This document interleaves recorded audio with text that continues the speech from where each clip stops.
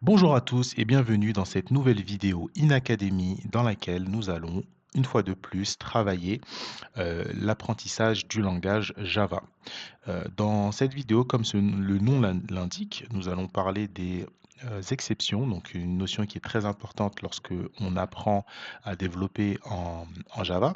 Et avant de rentrer dans le vif du sujet, je vous invite à activer la cloche pour être au courant des prochaines vidéos qui sortiront et mettre un pouce bleu pour soutenir. Vous pouvez également aller sur notre site internet inacademy.com sur lequel vous pouvez retrouver nos cours et toutes nos vidéos disponibles. Alors, sans plus attendre, on peut donc commencer. Si vous suivez du coup cette série de vidéos, vous savez du coup, vous avez compris à peu près les bases, on va dire, de Java, le système de classe, le système d'héritage. Normalement, ce sont des mots des notions qui vous parlent. Donc, je crois l'avoir déjà dit, mais je le redis, toutes les classes héritent de la classe Object, ok, en Java. Et là, au sujet des exceptions, donc j'ai pris cette petite photo là qui explique assez bien les choses pour pouvoir justement vous montrer un petit peu comment c'est fait. On a la classe Object en fait, donc juste en dessous, donc la classe enfant ça va être Throwable.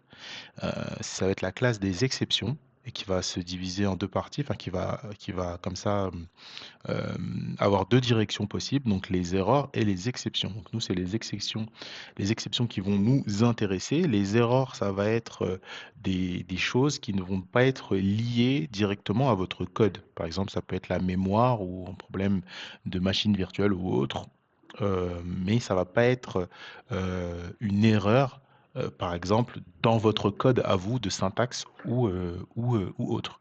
Les exceptions, juste ici, ici, il va y avoir plusieurs classes d'exceptions, hein. Là, par contre, ça va être lié à votre code, comme par exemple celui qui revient souvent, nul pointeur à exception. D'accord? Ça peut être nul pointeur à exception, ça va être quand, par exemple, vous essayez de, de lire une valeur qui est nulle. Donc là, il va vous préciser que ce que vous essayez de faire ne pointe sur rien et donc que c'est vide. Il n'y a pas d'information, donc voilà. Et en fait, euh, pour essayer d'être plus clair, euh, quand une exception est levée, en fait, ça va arrêter. Et là, on va pouvoir rentrer dans le vif du sujet avec les exemples. Ça, je vais pouvoir le supprimer. C'était la vidéo sur les hashmaps. Hop, voilà. En fait, quand il va y avoir une exception de levée, le code va s'arrêter. D'accord? Et on va sortir du code, ça va mettre un message d'erreur. Et nous, c'est ce qu'on veut éviter. Pourquoi? Parce que lorsque l'on fait une application, le but, c'est que l'application fonctionne et qu'elle ne s'arrête pas, en fait, ou qu'elle s'arrête quand nous, on le décide. Mais pas que ça s'arrête comme ça, de manière inopinée. Donc, je vais vous donner un exemple. À chaque fois, on fera dans la console, hein. Pour l'instant, on a pris cette habitude, on va la garder, comme ça vous pouvez bien voir et c'est important de toute façon de s'habituer à la console. Donc là, début de l'application, par exemple, bien lancement de l'application, on peut mettre, voilà, lancement de l'application. Donc là, comme ça s'affiche. Là, il n'y a pas de souci. Si je lance mon application, voilà, lancement de l'application, ça s'affiche, ça fonctionne correctement. OK? Juste ici, je vais faire une déclaration. Par exemple, égale 10. Deuxième valeur, B égale 0. Jusque-là, tout va bien. Résultat, A divisé par B. Donc là, si j'essaye d'afficher le résultat, je vais avoir un souci. Pourquoi?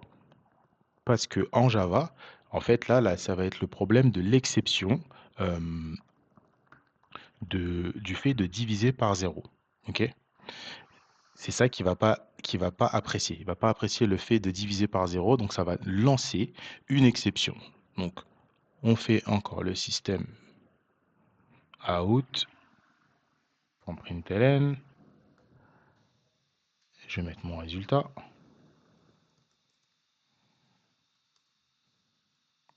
Il me propose directement résulte. Voilà. Donc là, normalement, je vais avoir une exception qui va se lever.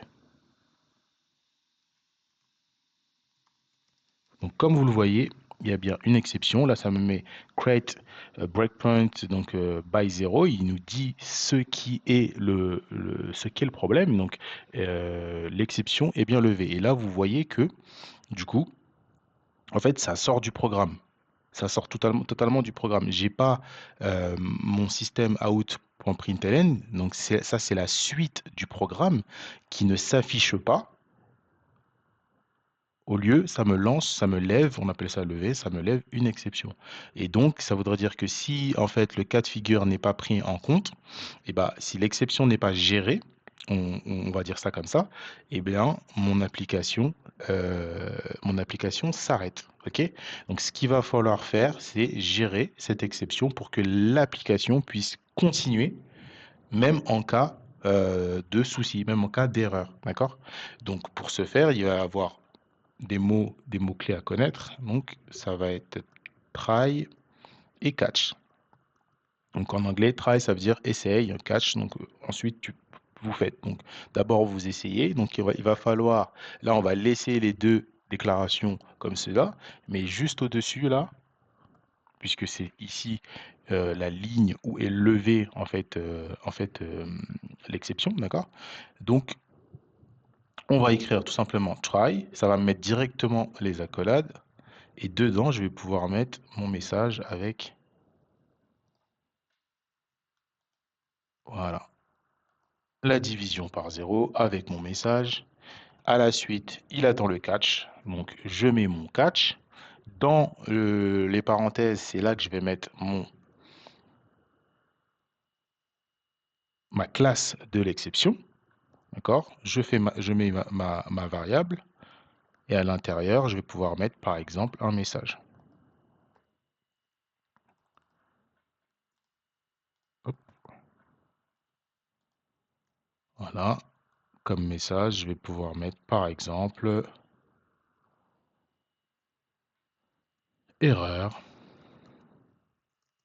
la division par 0.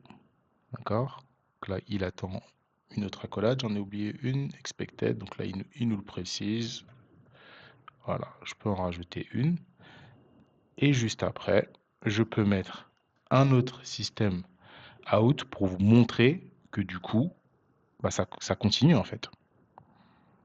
Fin de l'application pour vous montrer que en fait ça continue malgré le problème parce que là du coup ce qui compte en fait en Java c'est que l'application c'est que les erreurs soient gérées et là on a géré l'erreur donc là ici donc le résultat n'est pas écrit. Pourquoi? Parce que ça justement on lui dit essaye ça, d'accord? Si ça ne marche pas, le comportement qu'on veut, c'est que tu gères l'exception de cette façon. Tu écris erreur, la division par 0. Donc c'est ce qu'il a fait. Donc il n'a pas joué cette ligne-là car ça ne marche pas, sauf qu'il n'a pas cassé l'application, il n'a pas stoppé l'application. C'est ça qu'on veut surtout éviter. Ok, il a continué le programme, il a continué de compiler. Ok, et comme il a continué, bah, du coup, il a bien été jusqu'à la fin de l'application. Donc, il faut imaginer que ici, vous aviez, imaginons, plein de lignes de code, bah, ça serait quand même passé. Et donc, vous auriez quand même eu tout le déroulé, tout le comportement attendu jusqu'à la fin de l'application. OK? Je vais vous donner un autre exemple. Par exemple, avec, hop, je vais couper ça. Par exemple, si on essaye d'accéder à un index d'un tableau qui n'existe pas. Donc, vous avez normalement, si vous en êtes à ce moment de la série de la vidéo de l'apprentissage de Java, je vais supprimer cet import qui ne sert à rien. Vous avez déjà vu la vidéo sur les tableaux, donc vous savez comment on crée un tableau. Donc là, par exemple, je vais faire un tableau de number, par exemple, ou un tableau de fruits. Ça peut être un tableau de fruits. Voilà. Et du coup, je vais lui donner une longueur de 3. D'accord? Donc là, je dis que dans mon tableau de fruits, il y a 3 places. C'est ça que je dis. Donc si je fais mon système out pour voir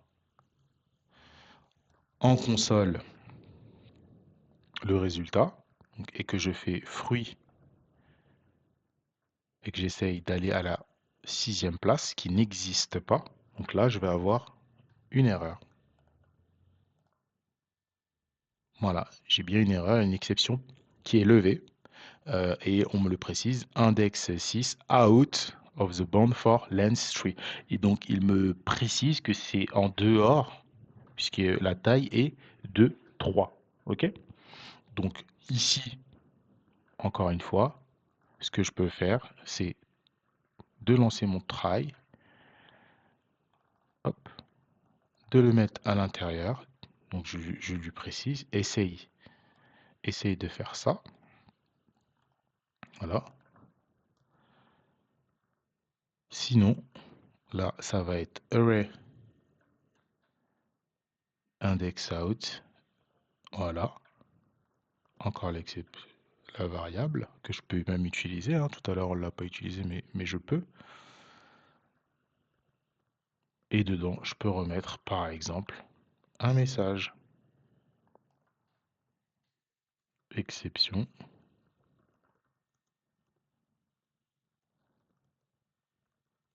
Géré parfaitement. Donc là, si je lance, ça va compiler jusqu'à la fin. Exception gérée parfaitement. OK?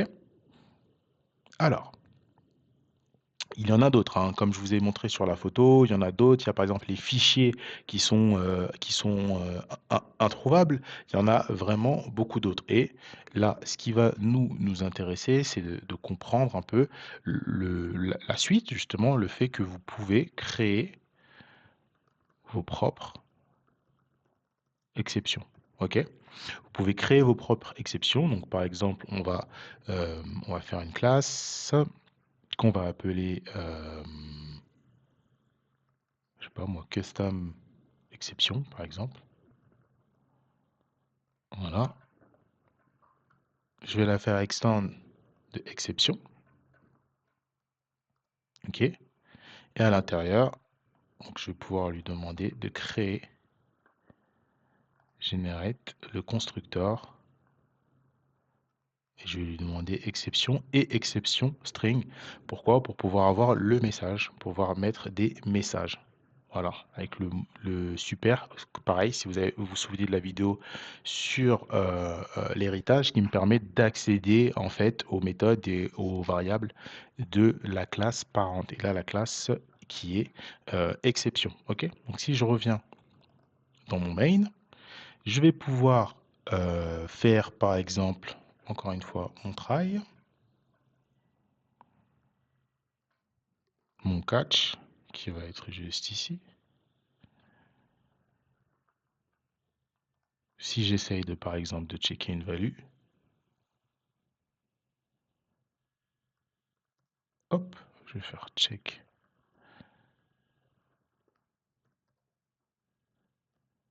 Imaginons, donc il est rouge, il n'est pas content car la méthode n'existe pas encore. Je vais lui demander ensuite de me faire la méthode. Create méthode. Donc moi j'aime bien fonctionner comme ça. J'écris mon nom de méthode et ensuite l'IDE va me proposer de créer directement la méthode. Et comme ça, bah, je trouve que ça va plus vite. Donc juste là, je vais écrire du coup ma méthode if value est inférieur à 0. Hop. Donc si la valeur elle est inférieure à 0, tu m'affiches dans la console. On va plutôt faire. On va plutôt utiliser. Alors, je finis d'abord.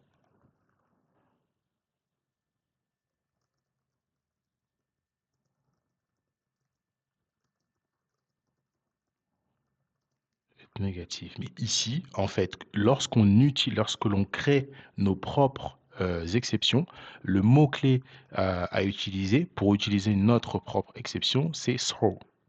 Donc, on va mettre throw. new, du coup, ma classe, donc custom, il me le propose, custom exception. Et là, je vais pouvoir mettre ce message d'erreur. Donc en fait, j'aurais pas besoin de le mettre dans le système. J'ai été trop vite. Donc voilà. Je mets mon point virgule. Je supprime ça pour que ce soit bien juste. Voilà. Et là, il n'est pas content. Pourquoi? Parce que lorsqu'on utilise throw, en fait, il faut le préciser dans la méthode juste après, après le nom de la méthode. Donc là, il va me demander d'ajouter une exception. Donc je vais le faire. Et juste ici, j'ai écrit value. En fait, c'est i, puisque entre parenthèses là, c'est bien i. Mais les noms de variables, vous mettez ce que vous voulez. Donc là, j'aurais pu laisser value. Mais dans ce cas-là, ici, il faut que je mette value. Ouais, les deux me le préciser. Donc voilà. Donc juste ici, du coup, on va donc faire try. On essaye de checker la valeur. D'accord? Ici, donc dans le catch, on appelle du coup l'exception qu'on a créée. Donc custom exception, E. Et c'est plutôt ici, moi, que je vais mettre mon system out. Voilà. Voilà. Je l'ai pu en copier-coller, ça fait rien. Out.println. Et ici, comme je le disais depuis tout à l'heure, on crée à chaque fois la variable E sans l'utiliser. Là, on va l'utiliser, donc E. Et juste après, si je mets mon point, je vais pouvoir avoir le message get message. Pourquoi? Parce que dans mon message, en fait, le message ça c'est une méthode qui nous est donnée juste ici grâce au super qui va me permettre d'afficher les messages. Ok, c'est comme ça que je peux y accéder en fait. Donc voilà. Et là, je peux donc lancer et devrait s'afficher ce message-là, d'accord, de mon exception.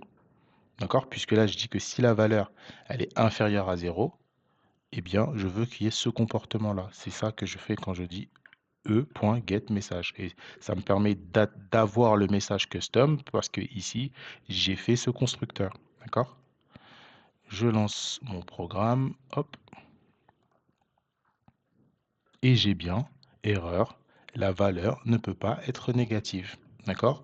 Donc voilà comment vous pouvez créer vos propres exceptions et gérer toutes les erreurs qui sont dans votre application. D'accord? Donc il y a encore énormément de choses, bien évidemment. Là, ce sont les bases et c'est déjà de bonnes bases. Si vous arrivez déjà à maîtriser la gestion d'erreurs et la création de vos propres exceptions, c'est déjà un bon chemin parcouru. Donc, je vous remercie d'avoir suivi cette vidéo et je vous donne rendez-vous à très vite dans les prochaines vidéos pour continuer l'apprentissage du langage Java. Je vous remercie beaucoup et à très vite.